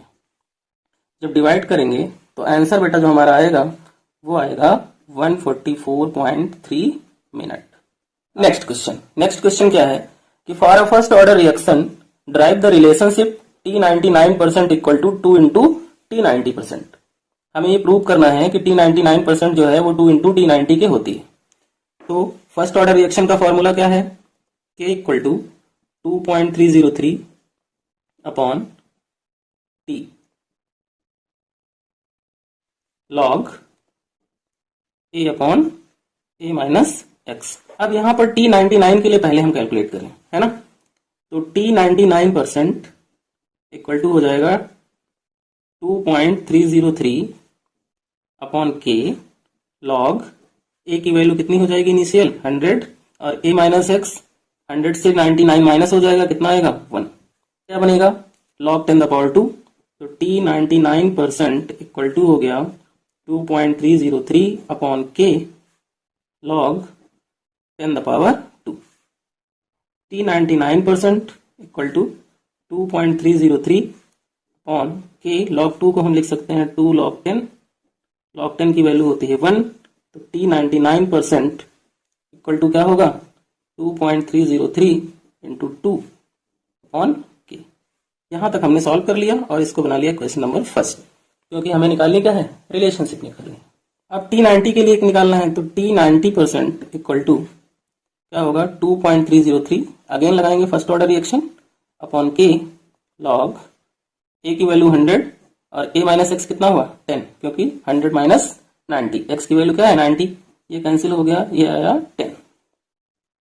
तो T90% इक्वल टू हुआ 2.303 अपॉन K लॉग 10 है तो लॉग 10 की वैल्यू कितनी होती है बेटा 1, तो इंटू 1। ये हो गई हमारी equation number second. Equation first divided by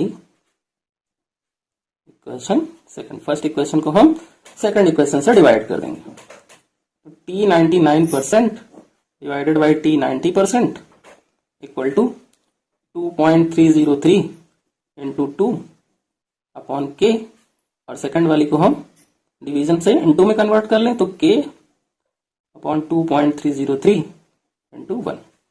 K से K कैंसिल हो गया, 2.30 से 2.30 कैंसिल हो गया, और ये वैल्यू क्या बनी, T 99% upon T 90% equal to 2। तो ये बन जाएगा बेटा T 99% equal to 2 into T 90%। ये हमारी रिलेशनशिप फाइंड हो गई। तो इस तरीके के क्वेश्चन जो होंगे वो ऐसे solve. Collision theory of reaction rate. Collision theory of reaction rate होता क्या है और क्या एक्सप्लेन करती है कोलिजन थ्योरी, सबसे पहले हम उस पर थोड़ा सा डिस्कस करते हैं। तो that theory explain the effect of temperature on reaction rate. Means वो थ्योरी जो एक्सप्लेन करती है क्या, effect of temperature on reaction rate, यानी रिएक्शन का जो रेट है उस पर टेम्परेचर का क्या इफेक्ट पड़ता है, उस थ्योरी को हम कोलिजन थ्योरी कहते हैं। अब बेटा बात ये आती है कि why rate of reaction increases with the increase in temperature, यानी कि रेट ऑफ रिएक्शन जो है वो इंक्रीज क्यों होता है टेम्परेचर के इंक्रीज होने के साथ साथ। उसके दो फैक्टर हैं। फर्स्ट फैक्टर ये है कि the increase in collision frequency. Reactant के जो मॉलिक्यूल होते हैं उनमें क्या होता है, कोलिजन होता है। तो कोलिजन में क्या हो जाता है कि इंक्रीज हो जाती है उसकी फ्रीक्वेंसी। दूसरी कंडीशन जो है, increase in the number of molecules having energy equal to और ग्रेटर देन थ्रेशोल्ड एनर्जी। ये दो फैक्ट हैं जिसकी वजह से रेट ऑफ रिएक्शन इंक्रीज होता है टेम्परेचर इंक्रीज होने के साथ साथ। तो बेटा रेट ऑफ रिएक्शन जो इंक्रीज होता है टेम्परेचर बढ़ने के साथ साथ वो क्यों होता है, उसे एक्सप्लेन किया आर्हीनियस ने। इसलिए अब हम पढ़ेंगे Arrhenius theory of collision. Arrhenius ने क्या कहा बेटा, according to this theory, first point था इसका, when reactant molecules collide product are formed but every collision are not effective and does not give the product. That means जब reactant के molecule collide करते हैं तो product बनते हैं but सभी collision effective नहीं होते हैं और product नहीं देते हैं। Second point, only those reactant molecules give products by collision which have minimum energy to react. इसका मतलब ये हुआ कि केवल वो reactant molecules product देंगे जिनके कोलिजन से रिएक्ट होने में मिनिमम एनर्जी लगे। तो मिनिमम एनर्जी से रिलेटेड यहाँ दो पॉइंट हैं, एक तो थ्रेशोल्ड एनर्जी और दूसरी एक्टिवेशन एनर्जी। तो सबसे पहले हम डिस्कस करते हैं थ्रेशोल्ड एनर्जी को। The minimum energy which the reactant molecules should possess so that they may react to produce the product is called threshold energy. Means वो मिनिमम एनर्जी जिससे रिएक्टेंट मॉलिक्यूल्स रिएक्ट करें और product बनाएं, उस energy को हम threshold energy कहते हैं। अब एक्टिवेशन एनर्जी क्या है, तो the minimum energy given to the reactant molecules to make their energy equal to threshold energy is called activation energy, और इसे हम EA से डिनोट करते हैं। इसका मीन ये हुआ कि वो मिनिमम एनर्जी जो रिएक्टेंट मॉलिक्यूल को दी जाती है, वो एनर्जी जब थ्रेशोल्ड एनर्जी के इक्वल हो जाती है तो उसे हम एक्टिवेशन एनर्जी कहते हैं। नेक्स्ट पॉइंट इस थ्योरी का, collision which make the reactants molecules to react are called effective collision, यानी कि जो कोलिजन रिएक्टेंट से मॉलिक्यूल को रिएक्ट कराता है वही इफेक्टिव कोलिजन होता है। फोर्थ पॉइंट जो आर्हीनियस ने दिया इस थ्योरी का, वो था बेटा एक इक्वेशन दी उन्होंने, और वो इक्वेशन थी K equal to AE minus EA by RT। यहाँ पर K जो है रेट कांस्टेंट है, EA एक्टिवेशन एनर्जी है, R की वैल्यू 8.314 है, A फ्रीक्वेंसी फैक्टर है या फिर हम इसे प्री एक्सपोनेंशियल फैक्टर भी कहते हैं। और यहाँ पर एक नोट ये बेटा लगाना कि जो एक्टिवेशन एनर्जी है, फ्रीक्वेंसी फैक्टर है, ये कलेक्टिवली कॉल्ड आर्हीनियस पैरामीटर, और टेम्परेचर जो यहाँ पर है वो केल्विन में यूज होता है। आर्हीनियस ने बेटा जो नेक्स्ट पॉइंट एक्सप्लेन किया वो था concept of activation complex. Means जब कोई रिएक्शन होती है उसमें रिएक्टेंट के मॉलिक्यूल कोलिजन करते हैं तो प्रोडक्ट कैसे बनता है। तो उसके लिए इसको हम डायग्राम से समझते हैं। इधर y एक्सिस पे हमने एनर्जी को लिया और x एक्सिस पे हमने रिएक्शन कोऑर्डिनेट को लिया, और कंसीडर की रिएक्शन हमने कौन सी, H2 प्लस I2, जिससे प्रोडक्ट बन रहा है 2HI। अब बेटा जब H2 प्लस I2 जो है वो रिएक्ट करेगा या कोलिजन करेगा, H2 प्लस I2 के मॉलिक्यूल क्या करेंगे, कॉलिजन करेंगे, तो कॉलिजन करने पे ये क्या होंगे, एक्टिवेट होंगे, और एक्टिवेट हो करके ये एनर्जी बैरियर तक जाएंगे। अब एनर्जी बैरियर क्या होता है बेटा, एनर्जी बैरियर वो पॉइंट होता है जहां पर रिएक्टेंट चेंज हो जाता है प्रोडक्ट में। तो H2 और I2 में क्या हुआ, कॉलिजन हुआ और ये एनर्जी बैरियर तक गए। तो जो एनर्जी बैरियर का पॉइंट है वहां तक की जो एनर्जी है उसे हमने कहा थ्रेशोल्ड। और H2I2 के कॉलिजन से जब ये H2I2 रिएक्ट हुए और एक्टिवेट हुए तो उस एनर्जी को हमने कहा एक्टिवेशन एनर्जी, EA। क्लियर हुआ बेटा। अब क्या होगा बेटा कि एनर्जी बैरियर तक ये एक्टिवेट हो गए और एक्टिवेट होने के बाद इन्होंने हमें प्रोडक्ट दे दिया। तो प्रोडक्ट और रिएक्टेंट के बीच का जो डिफरेंस आया वहां पर एनर्जी क्या हुई, इवॉल्व हुई, जिसे हमने कहा डेल्टा H। तो इस तरह से एक्टिवेशन एनर्जी किसी भी इक्वेशन के रिएक्टेंट मॉलिक्यूल जब कोलिजन करके एक्टिवेट होते हैं तो रिएक्टेंट के मॉलिक्यूल का कोलिजन और उनके एक्टिवेशन का जो पॉइंट होता है वहां तक की जो एनर्जी होती है वो एक्टिवेशन एनर्जी होती है। यहां पर EA जो है वो डिपेंड नहीं करता टेम्परेचर पे। नेक्स्ट पॉइंट जो इन्होंने दिया आर्हेनियस ने वो था frequency factor does not depend on temperature और कैटलिस्ट। जो फ्रीक्वेंसी फैक्टर होता है वो कैटलिस्ट और टेम्परेचर पे डिपेंड नहीं करता है। अकॉर्डिंग टू आर्हेनियस इक्वेशन क्या थी बेटा, K equal to AE minus EA by RT। इस इक्वेशन के अकॉर्डिंग हम क्या करेंगे, taking log both side, taking log both side, log लेंगे तो क्या बनेगा 2.303 लॉग 10 बेस है K equal to 2.303 log base 10 A minus EA by RT। ये इक्वेशन बनी। अब बेटा हम इस इक्वेशन को सिंप्लीफाई करते हैं तो क्या होगा, log K equal to minus EA upon 2.303 RT plus log A। ये हम क्या किया, सिंप्लीफाई कर लिया। अब ये इक्वेशन जो हमारी है ये सिमिलर है किसके, y equal to mx plus C के। तो इसका कंपैरिजन कर लिया हमने, y equal to mx plus C. So बेटा यहां पर log K versus 1 upon T के बिटवीन एक ग्राफ प्लॉट होगा और इसका ये स्लोप होगा, इसका ये स्लोप होगा और स्लोप की जो वैल्यू होगी वो होगी माइनस EA अपॉन 2.303 R। अब हम पढ़ेंगे relation between velocity constant K1 and K2 and temperature T1 and T2। Relation between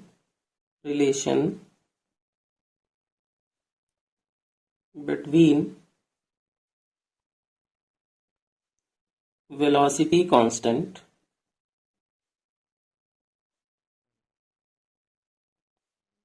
K1 and K2 and temperature T1 and T2। जो इक्वेशन यहाँ पे बेटा बनी है इसी इक्वेशन को हम यहाँ पर यूज करेंगे रिलेशन के लिए। तो लॉग K1 इक्वल टू होगा minus EA upon 2.303 RT1 plus log A। एक तो इक्वेशन हमने ये बना ली बेटा और सेकंड इक्वेशन बनेगी log K2 equal to minus EA upon 2.303 RT2 plus log A। ये हमारी इक्वेशन नंबर सेकंड हो गई। अब हम सब्सट्रैक्ट करेंगे इक्वेशन को। क्या करेंगे, सब्सट्रैक्ट। तो subtract equation second by first, log K2 by log K1 equal to minus EA upon 2.303 RT1 plus log A plus EA upon 2.303 RT1, sorry ये T2 होगा माइनस लॉग ए। ये हमने सब्सट्रैक्ट कर लिया इक्वेशन सेकंड को first से। अब ये क्या बनेगा, log K2 by K1 EA upon 2.303 R into T2 minus T1 upon T1 into T2। ये फॉर्मूला बेटा हमारा बन जाएगा। इस फॉर्मूले की हेल्प से हम एक्टिवेशन एनर्जी को फाइंड कर सकते हैं। नेक्स्ट पॉइंट जो था आर्हेनियस थ्योरी का बेटा, वो ये था कि effect of catalyst on rate of reaction. Effect of catalyst on rate of reaction. Reaction हमारी जो होती हैं उस पर कैटलिस्ट का इफेक्ट क्या होगा। तो बेटा टू टाइप की इक्वेशन होती है जिसपे कैटलिस्ट का इफेक्ट हमें देखने को मिलता है, एक तो एक्सोथर्मिक होती है और एक एंडोथर्मिक होती है। तो for exothermic delta H equal to होगा activation energy of forward minus activation energy of reverse. That means delta H जो होगा प्रोडक्ट का, उसकी वैल्यू लेस होगी डेल्टा एच रिएक्टेंट से। या फिर हम ये कह लें कि activation energy of forward reaction is less than activation energy of reverse reaction. और एंडोथर्मिक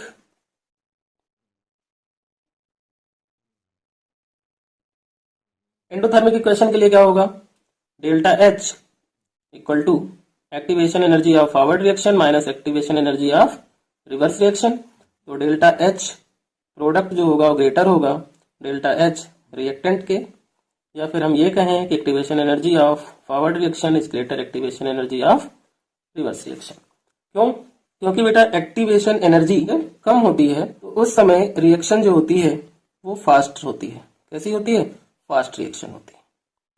तो ये थी बेटा हमारी आर्हेनियस कोलिजन थ्योरी और उसके important numerical based on Arrhenius equation. First question है हमारा, the rate of a particular reaction quadruples. जो रेट है वो क्या है? क्वाड्रुपल्स है। When the temperature changes from 293 Kelvin to 313 Kelvin calculate activation energy. यहाँ पे बेटा जो रेट ऑफ रिएक्शन हमें गिवन है वो क्वाड्रुपल्स है। That means K2 by K1 की वैल्यू जो है वो 4 है और टेम्परेचर हमारा जो T1 है वो 293 केल्विन है और T2 जो हमारा है वो हमारा 313 केल्विन है। ये डाटा हमें इस क्वेश्चन में गिवन है और हमें फाइंड करनी है एक्टिवेशन एनर्जी। तो यहाँ पे फॉर्मूला जो अप्लाई होगा बेटा वो होगा log K2 by K1 equal to EA upon 2.303 R T2 minus T1 upon T1 into T2। ये फॉर्मूला यहां पर अप्लाई होगा। तो K2 by K1 की वैल्यू कितनी है बेटा? 4 है। तो log 4 K2 by K1 की वैल्यू पुट कर ली हमने इक्वल टू EA अपॉन 2.303 और R की वैल्यू यहां यूज करेंगे 8.314 इंटू T2 की वैल्यू कितनी है बेटा? 313 है माइनस T1 कितना है? 293 केल्विन अपॉन 293 इंटू 313। ये डाटा हमने इस इक्वेशन में पुट कर लिया। अब इसको सॉल्व करें। log 4 की वैल्यू कितनी होती है? 0.6020 इक्वल टू EA अपॉन 2.303 को 8.314 से जब मल्टीप्लाई करते हैं तो वैल्यू आती है 19.147 इंटू 313 माइनस 293 करेंगे तो कितना हो जाएगा? 20 और 293 को 313 से मल्टीप्लाई करेंगे तो वैल्यू हो जाएगी 91709। सो EA हमें कैलकुलेट करना है तो EA को हम बाहर निकाल लेते हैं। वैल्यू क्या बनेगी? 0.6020 इंटू 91709 इंटू 19.147 और इस वैल्यू को हम डिवाइड करेंगे कितने से? 20 से डिवाइड करेंगे। ये हमारी वैल्यू बन गई। सो बेटा अब हम जब ऊपर वाली वैल्यू को मल्टीप्लाई करेंगे तो वैल्यू जो आएगी वो आएगी 1057,083.23 अपॉन 20। अभी 20 से डिवाइड करने पे जो वैल्यू आएगी बेटा वो आएगी 52854.16 जूल। ये हमारी एक्टिवेशन एनर्जी होगी। अब हम इसे किलो जूल में भी कन्वर्ट कर सकते हैं, तो ये वैल्यू बनेगी 52.85 किलो जूल पर मोल। ये इसका आंसर हो गया। आप इसकी कैलकुलेशन करोगे, यही आंसर आपको मिलेगा। ये क्वेश्चन बच्चों बोर्ड एग्जाम में 2018 में पूछा गया है। यहाँ पर जो भी क्वेश्चन हम सॉल्व करेंगे वो सब बोर्ड एग्जाम के पैटर्न पे हैं और बोर्ड में पूछे भी जा चुके हैं। नेक्स्ट क्वेश्चन करते हैं बेटा। नेक्स्ट क्वेश्चन है हमारा, a first order reaction is 50% complete in 30 minutes at 300 kelvin and in 10 minutes at 320 kelvin.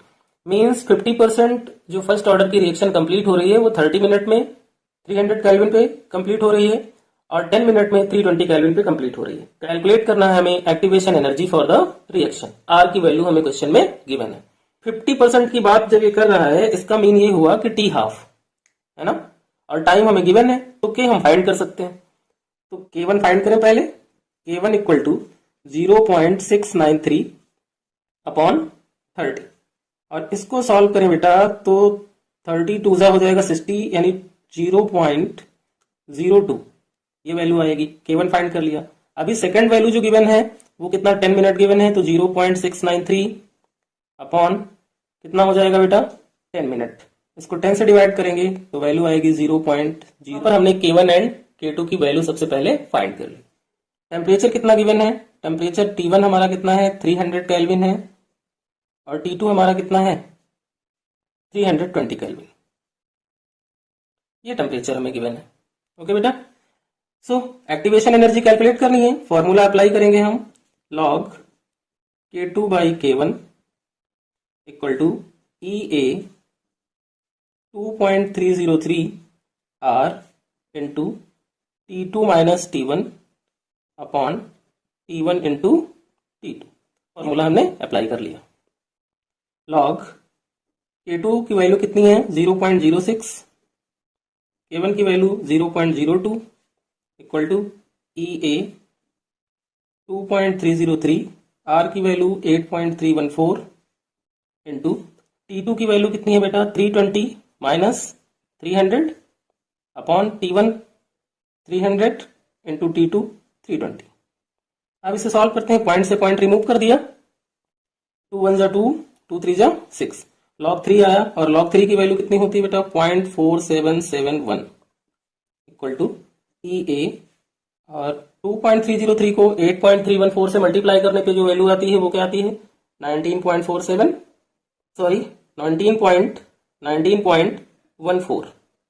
ये वैल्यू आती है इंटू 320 माइनस 300 कितना हो गया बेटा 20 अपॉन 300 को 320 से मल्टीप्लाई करेंगे ये वैल्यू आएगी 96000। एक्टिवेशन एनर्जी कैलकुलेट करनी है तो EA इक्वल टू क्या हो जाएगा 0.4771 इंटू 96000 इंटू 19.14। इसको हम डिवाइड करेंगे कितने से 20 से।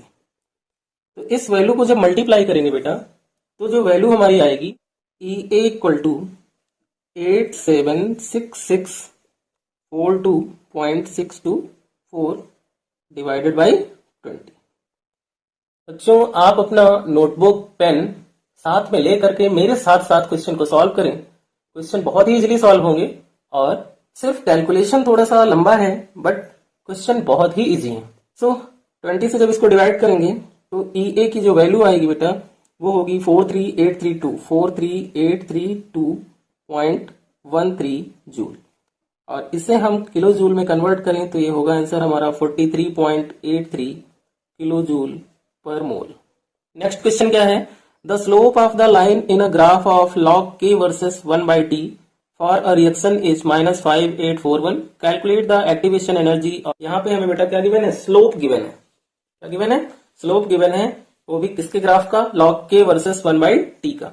तो यहाँ पे जो फॉर्मूला अप्लाई होगा स्लोप इक्वल टू क्या होता था बेटा, हमने जब आर्हीनियस इक्वेशन पढ़ी थी वहां पर स्लोप हमारा क्या आया था -EA अपॉन 2.303 R। ये स्लोप था।